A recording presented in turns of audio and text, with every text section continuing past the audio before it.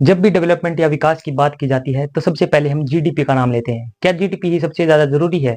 क्या जीडीपी ही हम दिखाती है कि हम डेवलप्ड हैं या फिर हम डेवलपिंग है, या हमारा कोई विकास ही नहीं हुआ है, हम डेवलप्ड है ही नहीं? क्या जीडीपी ही सबसे ज्यादा इंपॉर्टेंट है? इसका जवाब होगा दोस्तों नहीं, क्योंकि जीडीपी के अलावा भी बहुत सारी चीजें होती हैं जो हमारे डेवलपमेंट के लिए, हमारे ह्यूमन डेवलपमेंट के लिए बहुत ज्यादा जरूरी होती है। उनमें कई सारी चीजें आती हैं, जैसे उनमें आ गई हमारे इनकम आ गई, हमारा हेल्थ आ गया, हमारी जो कह सकते हैं कि हमारी लिटरेसी कितनी है, हम पढ़े लिखे कितने हैं, ये सभी चीजें जरूर आती हैं हमारे ह्यूमन डेवलपमेंट में।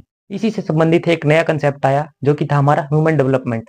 आज इस वीडियो में हम ह्यूमन डेवलपमेंट के बारे में ही बात करने वाले हैं। इसी टॉपिक को हम आज कवर करने वाले हैं।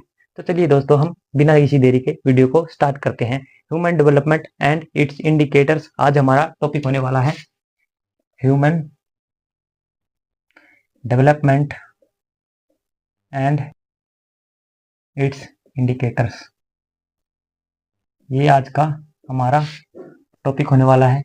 इसमें दोस्तों हमारा कह सकते हैं कि ये जो कंसेप्ट आया था, इस कंसेप्ट के बारे में, इसकी फॉर्मेशन के बारे में हम थोड़ा जान लेते हैं, ताकि अगर हमारी एग्जाम में, हमारी नेट में या किसी और चीज़ में, आप किसी और चीज़ की तैयारी कर रहे हैं, उसमें आप अगर इसका कोई क्वेश्चन आए तो आपका वो छूटे नहीं, आप अच्छे से उसको अटेम्प्ट कर सकें, आपका कोई नंबर ना कटे। तो चलिए दोस्तों, हम इसके फॉर्मेशन के बारे में जान लेते हैं। इसकी फॉर्मेशन कैसे हुई थी? हमारा ह्यूमन डेवलपमेंट जो हमारा कंसेप्ट आया था, ये एक बहुत ही नया कंसेप्ट था। ये कैसे शुरुआत हुई थी, कैसे फॉर्मेशन हुई थी इसकी? ये आया था 1990 में। ये आया था कंसेप्ट 1990 में, और दो महान विद्वानों ने इस कंसेप्ट को मतलब लाया था। ये कह सकते हैं कि दो विद्वान हमारे थे। पहला तो हमारा था अमर्त्य सेन। अमर्त्य सेन ये हमारे इंडिया के इकोनॉमिस्ट हैं, अर्थशास्त्री हैं। इन्हें नोबेल प्राइज से भी नवाजा गया था। और दूसरे हैं हमारे महबूब उल हक। ये हमारे पाकिस्तान से संबंधित है। ये भी पाकिस्तान के अर्थशास्त्री थे। 1990 में ये हमारे ह्यूमन डेवलपमेंट कंसेप्ट को लेकर आए थे। इस कंसेप्ट में क्या कह सकते हैं, इसमें तीन चीजें मुख्य हैं जो मैंने पहले भी आपको बता दी हैं। सबसे पहला हमारा इनकम, इससे ऊपर भी हमारा आता है हेल्थ। हेल्थ तो सबसे पहले है। और फिर हमारा आता है लिटरेसी कितनी है। ये हमारे तीन चीजें मुख्य आती हैं इस कंसेप्ट में। हेल्थ, इनकम और लिटरेसी। हेल्थ यानी कि वहाँ के लोग, किसी भी देश के लोग, जैसे हमारे इंडिया के लोग कितने हेल्दी हैं, वो कितना जीवन जीते हैं, उनकी एज कितनी होती है एवरेज।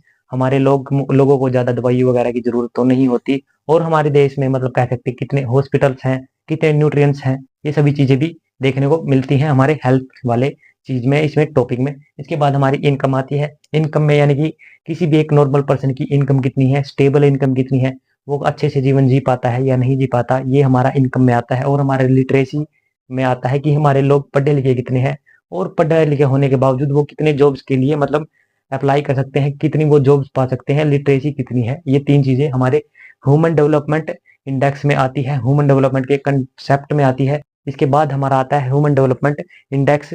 इसको भी हम जान लेते हैं।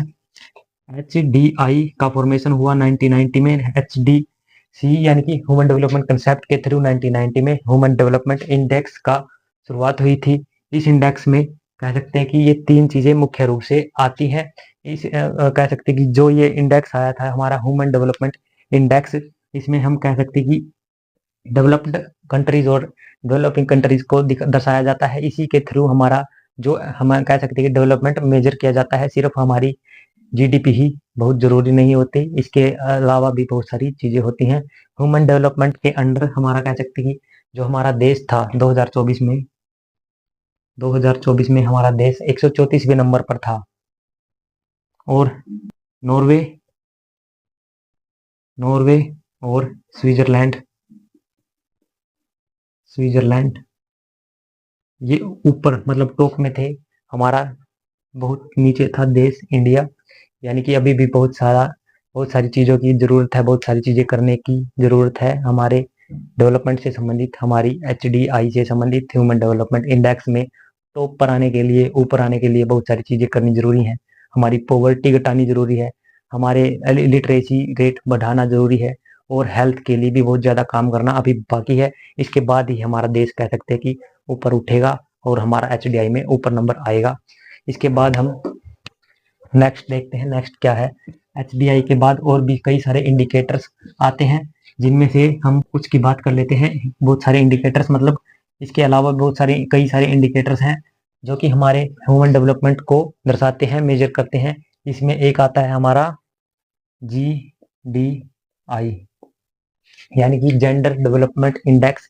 इसमें हम कह सकते हैं कि जो हमारा मेल्स और फीमेल्स का रेशियो है, उनमें मतलब उनका डेवलपमेंट कितना हुआ है, उन दोनों में डेवलपमेंट का रेशियो कितना है, वो डेवलपमेंट बराबर है या नहीं, ये हमारा GDI दिखाता है।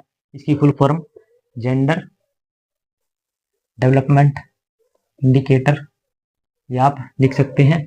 इसके बाद जैसे हम एक एग्जांपल भी दे सकते हैं, जैसे मेल्स हम कह सकते हैं, जो बॉयज हैं, मेल्स हैं, उनका 90% है लिटरेसी रेट। लिटरेसी रेट 90% है, लेकिन फीमेल्स का है 60% लिटरेसी रेट। लिटरेसी रेट तो हमारा GDI क्या होगा, कम होगा। हमारा HDI क्या होगा, कम होगा। हमारा डेवलपमेंट कम माना जाएगा, कम आका जाएगा। इसके बाद हमारा नेक्स्ट आता है, वो नेक्स्ट आएगा हमारा GEM, जेम, जेम ही कह ले, GEM, जेम।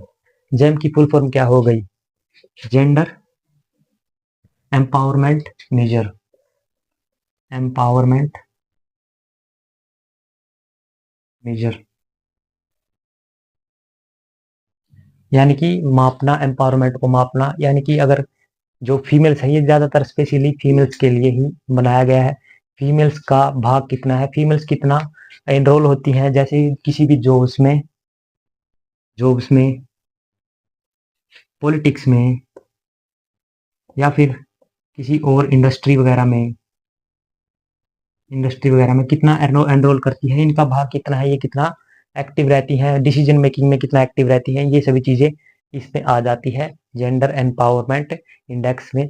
अगर जॉब्स में लड़कियां ज़्यादा हैं, फॉर एग्जांपल पॉलिटिक्स में सही तरीके से अच्छे से भाग ले रही हैं, रेशियो ठीक ठाक है, और इंडस्ट्रीज वगैरह में भी काम कर रही हैं, किसी भी मतलब कंपनी में, जॉब्स में, मतलब ऊपर वाली रैंक पर अगर वो अच्छे से काम कर रही हैं, अगर उन्हें जॉब मिल रही है, तो हमारा GEM अच्छा रहेगा, हमारा HDI भी अच्छा रहेगा। ये हमारा हो गया जेंडर एम्पावरमेंट मेजर। इसके बाद हमारा नेक्स्ट आएगा कि हमारा जो HDI है, HDI ने HDI का मतलब कह सकते हैं विकास कितना हुआ, HDI ने कितना कुछ काम किया है। 1990 में इसकी फॉर्मेशन हुई थी, 1990 में इसकी फॉर्मेशन हुई थी। उस टाइम हमारा HDI कितना था, HDI था हमारा 0.43, इतना था। और इसके बाद 2024 में कितना हुआ, 2024 में ये बढ़कर हुआ 0.64, इतना हो गया। लेकिन फिर भी विकास तो हुआ है, डेवलपमेंट तो हुआ है, लेकिन अभी भी बहुत सारा काम करना बाकी है। अभी भी हमारे यहाँ पॉवर्टी है, अभी भी हमारे यहाँ हेल्थ इश्यूज हैं, अभी भी यहाँ के लोग गरीब हैं, अभी भी यहाँ के लोग हेल्थ इश्यू से लगातार तड़पते रहते हैं। और इसी यहाँ पर अभी भी इलिटरेसी रेट बहुत ज़्यादा है, इलिटरेसी रेट अभी भी बहुत ज़्यादा है। और इसमें और क्या देखने को मिलता है, अभी हम कह सकते हैं जो हमारा केरल है, केरल वो हमारे HDI में टॉप पर है, क्योंकि यहाँ पर एजुकेशन और हेल्थ दोनों अच्छे हैं। एजुकेशन प्लस हेल्थ यहाँ पर अच्छी है। अगर एजुकेशन अच्छी होगी, हेल्थ अच्छी होगी, तो सिंपल सी बात है, वहाँ पर पॉवर्टी नहीं होगी, वहाँ के लोग पैसे अच्छे कमाएंगे। इसके बाद हमारा जो यूपी है, हमारा जो बिहार है, यहाँ की HDI सबसे कम है हमारे देश में। हमारा ह्यूमन डेवलपमेंट सबसे कम हुआ है, क्योंकि यहाँ पर पॉवर्टी है, क्योंकि यहाँ पर इलिटरेसी है, और ये सब चीज़ें होंगी तो हमारी हेल्थ भी वीक ही जाएगी। ये सब भी चीज़ें इस चीज़ में आती है हमारे HDI में। अगर आपको हेल्पफुल लगी हो वीडियो, अगर आपको समझ में आया हो, आज की वीडियो में हम इतना ही करेंगे, क्योंकि वीडियो बहुत छोटी थी और इसमें कुछ ज़्यादा कुछ करने को नहीं था। यही मुख्य बातें हमारे ह्यूमन डेवलपमेंट और इसके इंडिकेटर्स जो हमने बताए, HDI बताया, ह्यूमन डेवलपमेंट इंडेक्स बताया हमने आपको, GEM बताया हमने आपको, जेंडर एम्पावरमेंट जो मेजर बताया, और इसके बाद हमने एक और आपको बताया था कि हमारा जो जेंडर डेवलपमेंट इंडेक्स है वो कैसे क्या कुछ काम करता है। आज की वीडियो में आपको अगर समझ में आया हो क्या सीखा आपने, कमेंट करके बताइएगा और अपने दोस्तों के साथ शेयर कीजिएगा। अगर अच्छी लगी हो तो सब्सक्राइब भी जरूर कीजिएगा। थैंक यू दोस्तों। Prep Guru Sarvjeet, smart study for sure success.